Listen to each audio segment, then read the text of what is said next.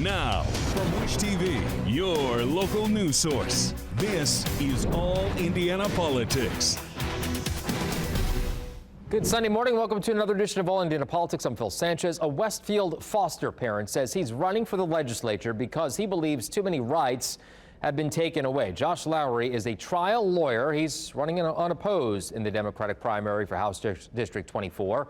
That seat covers portions of Boone and Hamilton counties. Republican Donna Shibley is vacating that seat after 10 years. And I talked with Lowry about his decision to run. Josh Lowry joining us. Josh, good to see you. Thanks for being here today. Thanks for having me. Appreciate it. Why don't we introduce you to our viewers who maybe aren't aware of your background? Tell me what you do, family, all the good stuff. Yeah, so I'm an attorney, a foster parent, and a lifelong Hoosier. I was born and raised in Martinsville, went to IU, met my wife, and then I followed my childhood dream to try to become a pro wrestler. I saw that. I went to Ohio Valley Wrestling, same school where John Cena trained. Yep. And after I went through that, I ended up going to law school, became a trial attorney, and that's what I do now. But for me, like, my biggest thing is we're foster parents. Yeah. You know, we've fostered 12 different kids, been lucky enough to adopt 5 of them, and that's just what keeps me going each day. Okay, so is that background of being a foster parent, is that why you're interested in getting into politics here and trying to make a change on that front? Yeah. So, I mean, a lot of it is, with a lot of these kids, you're giving them a better chance than they had, right? And you're trying to help them so that they're able to grow up and be productive members of society and deal with the issues that they've come from. But we literally ran out of room in our house. We just had to build a new room so that we could adopt our 5th kid. Wow. We got nowhere else to put any other foster children, so this is the way I feel like I can give back. Yeah. So you're very busy. So going through the process, what do you think needs to change when it comes to that? Because I'm sure that's pretty high on your list of policy changes, correct? Yeah, you mean as far as the foster system? Yeah. So I'll tell you, one of the tough parts is trying to walk a line between, so the law always prefers reunification, right? So we always want to give the biological parent a chance to get the child back. And honestly, that's my job as a foster parent, right? To help that kid through the hard time until they can go back.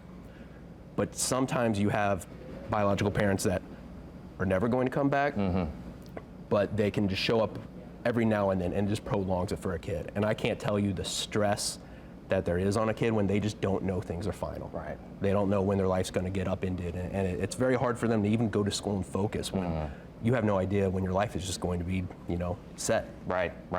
Okay, so why do you want to, you're very busy personal life-wise, you're an attorney, you got a lot going on, young family. Why do you feel this is the time for you to step into politics? Yeah, well, I mean, and I know you've run before, I did, so obviously yes. This is something that's close to your heart. Yeah, well, it all goes back to that Dobbs decision in 2022 when Roe versus Wade got overturned. Our 2 oldest daughters, we actually adopted them from Pennsylvania, and then the Roe versus Wade got overturned, and I just remember sitting there thinking, we brought them from a state where they had more rights to a state where they had less rights. And the state you live in shouldn't determine how many rights you have. And so for me, as a father, I just couldn't stand by and let my daughters lose their rights. And so for me, it was time to finally do something. And that's originally, I got caucused in 2022, meaning I think it was July when I started, but we worked our tails off. And the thing that I kept hearing when I was knocking all these doors, I was like, people are with us. There's something being lost from the talking to them to the ballot box, but I know more people believe that our kids should have the same rights that their parents did. Right. So aside from that, what else is important to you? Other policy changes that you would like to see come forward? Yeah. So look, if I'm elected, my top 2 things. One, I know I might be going into the minority. I might be in the minority if I'm elected, but it's the same issue that got me to run, the pro-choice, right? I'm pro women choosing what to do with their body. I'm pro parents choosing what books their kids should read. I'm pro people being able to marry who they want to marry. And even if I'm in the minority and I can't fix that by myself, I want to make sure that I'm always a voice for those people. Right. Number 2, the economy, right? It's too expensive to live.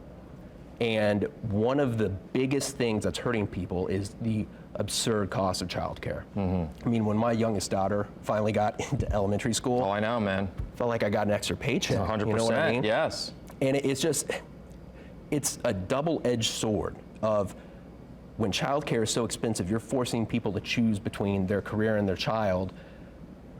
So not only are the child is getting behind, because I mean, there's so much science to show all the benefits of early education, but now the parent is not able to contribute to the economy. They're not able to further their career. So it's just hurting everyone. We've got to do something about childcare costs. And that's a bipartisan issue. I talked to politicians on both sides of the aisle. They both kind of feel the same way, at least the ones I have talked to in the past. So, so good for you for doing that, especially considering you and I are both parents. We were talking off air that we're both parents of young children. So I totally get that.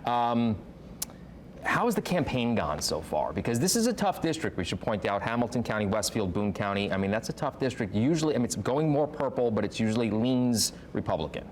Yeah, well, I'll tell you. So last year, 2023 municipal elections, so I'm running for House District 24. Yeah. Within my district, you had 3 city council candidates that were basically fully encompassed in House District 24, right? You had Tim McElderry in Zionsville, Democrat, he won. Anita Joshi, Democrat in Carmel, she won. My wife Alexis actually ran for city council. She was only 23 votes away from being the first Democrat elected in Westfield. It's a lot closer than people think.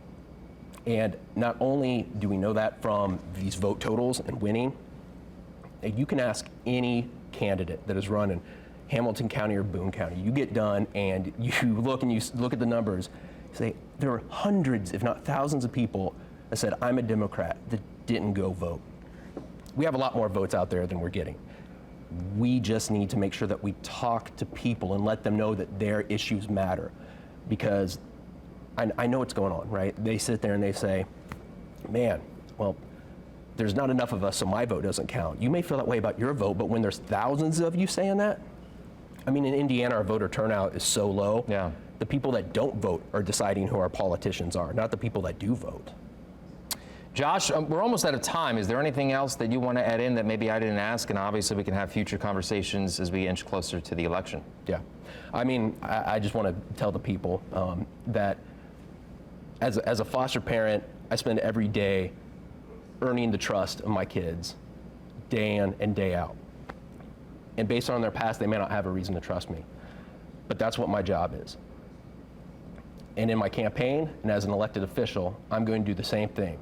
Whether you agree with me or not, whether you agree with my policies or not, I'm going to work day in and day out to earn your trust. Josh Lowry, good to see you, sir. Good luck to you. Thank you so much for being here. Thank you. All right, coming up, an investigation begins into delays with the federal student financial aid application portal. We'll hear from an Indiana lawmaker who called for the probe. Welcome back. A federal watchdog now investigating why your student financial aid application isn't going through. College applicants all over the country say the new portal isn't working. News 8's government reporter Garrett Berquist looked into what Indiana universities are doing about it. The new federal student financial aid portal that launched last month was supposed to make the process simpler. Instead, it's led to headaches for families and now a congressionally ordered investigation. Andrea Ratcliffe has been trying to send in her son's FAFSA application for 2 months. First, she couldn't create an account. I had set that up, or so I thought, and then when I waited the time that they said to wait and went back to log in, it didn't work. Then she sent an application for last year by mistake. It was a little shocking to me that the form for last year was still up and active, and allowed me to click on it, fill it all out. I even put in there, when he was expected to graduate, and it didn't throw up any alerts. She thinks she finally got it right, but there's no way for her to check. You have to have an account for yourself and an account for your kid. So I can't really see anything. I have to go through my kid's account, which technically you're not supposed to log in. Bipartisan legislation in 2020 directed the Department of Education to develop a simpler FAFSA application. The new portal went live in January, but many families have reported trouble accessing it. The Government Accountability Office is now investigating. Honestly, there weren't a lot of conversations leading up to it. It was pretty quiet from the Department of Education. We had asked a lot of questions to prepare for the rollout, but the Biden administration has had 3 years under this department to roll out their new FAFSA. Congresswoman Erin Houchin was one of the lawmakers who requested the probe. She says she had to try 4 or 5 times to send in her own daughter's paperwork. It's unfortunate for these students, and we want to get to the bottom of it because it's completely unacceptable. When News 8 contacted the Department of Education, officials there said only, "The department is in receipt of GAO's engagements and will be cooperating." Several universities in Indiana have shifted their application deadlines away from the usual May 1st. IU and Purdue both have delayed their FAFSA deadlines to May 15th. Butler University says it will accept enrollment deposits after May 1st, and the University of Indianapolis pushed its deadline to June 1st. I can guarantee students, for most part, it's not going to impact their eligibility for financial aid. It's just going to impact the timing of which they receive the awards. Schutz says be patient and talk to the colleges you've applied to about any of your concerns. Ratcliffe says she wonders if she was wasting her time since her son might not qualify anyway. It did not seem fast and easy to me. So, again, it just seemed frustrating. Houchin says if you contact a member of Congress over FAFSA issues, make sure to provide as much information as you can, including the PIN number that you received when you created your profile in the portal. I'm Garrett Bergquist for Wish TV, wishtv.com, or follow us on Facebook for updates. All right, coming up, Indiana's best political team on financial aid issues, a failed deal on attendant care, and more. All right, welcome back to All Indiana Politics as we welcome in 2 members of Indiana's best political team, Democrat Dana Black and Republican Mario Maslamani. Good to see you both. Let's begin with that financial aid form issue that we just heard about. Dana, we'll start with you. From what we know so far, does this sound more like an IT issue or an overall planning and execution issue? So as someone who is formally educated and has an undergrad in information systems and an MBA with an IT focus, I'm here to tell you, anytime you roll out a major change or a major website, there are always going to be some type of glitch or unexpected consequences to bringing over a whole new system. I would encourage people to, one, just be a little patient. The bugs are going to get worked out. I don't think it's a lack of planning. Honestly, it's sometimes you rolling out a whole new system and it has a lot of moving parts to it, and it's definitely a change than what you're used to. There's going to be a few wrinkles in the game. I've been a part of many projects, and eventually they smooth themselves out. And that's what I would tell people is be patient. And I don't know if I'd be giving my pen away. I'd be holding on to that information. Can't go wrong, old school, right? Mario, to Dana's point, and it's a good point, but maybe was the timeline for this a little too short in your opinion? Well, Phil, you know, as somebody that came from a low-income house that was looking to try and go to college, being able to apply for FAFSA and making sure I knew what kind of financial aid I was getting was extremely important to me. And so while Dana might try to minimize it, I believe that this shows just another example of the failed policies and the failed implementation by the Biden administration. The Department of Education had 3 years to implement and to roll this program out. If you look at the facts and statistics, 4 million people have been able to enroll so far by the end of January. To date, normally on average, they have about 17 million people apply and process by now. So what this shows is there's about 13 million low-income families that are waiting to find out what's going on, if they're going to be able to go to college and what colleges they might be able to go to, but they're not able to do that because of the failed administration, the Biden administration. I don't think it's a failure when you actually roll out the system. A failure is not having one at all, which we know none of the previous 4 years you didn't have anything. But as someone who actually works in IT, these things are actually going to happen. It's not a matter of minimalizing, someone's situation. I just want to make sure that we understand that people, they can reach out to their colleges and say, hey, there's a glitch. One at a time. Universities are working with them. I just want to make sure we understand that it's not a matter of failing administration. Sometimes IT issues. All right, so Dana says it's an IT issue. Finish your point, Mario, and we'll move on. Well, you know, if it's an IT issue, this should have been done and taken care of 3 years ago.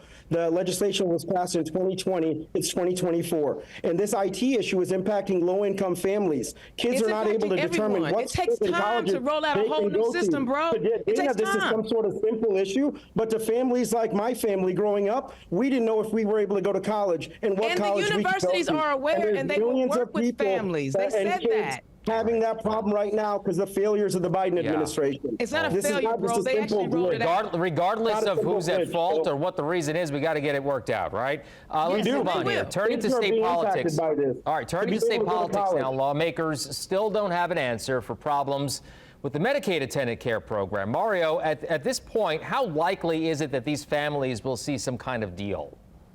There is going to be a deal, John. I just talked to legislators just a few minutes ago, and this bill is going to go into a second reading next week. There are going to be amendments from the floor. I know that Republicans are actually trying to work out a way to make sure that there is funding for these families that are truly in need. But there is also a large number of people misusing this program and using funds and dollars that are allocated to this program that should be going to people in need. And so that is something that we need to address and we need to take care of because there's millions of dollars going to in fraud for people that don't need it. But I do say this, we still have plenty of time in this legislative session to figure this out. And it's going into second reading next week, and there will be a number of amendments from the floor that will address how we can make sure that this program is run effectively, but also making sure that we take care of any type of fraud that's being implemented and being used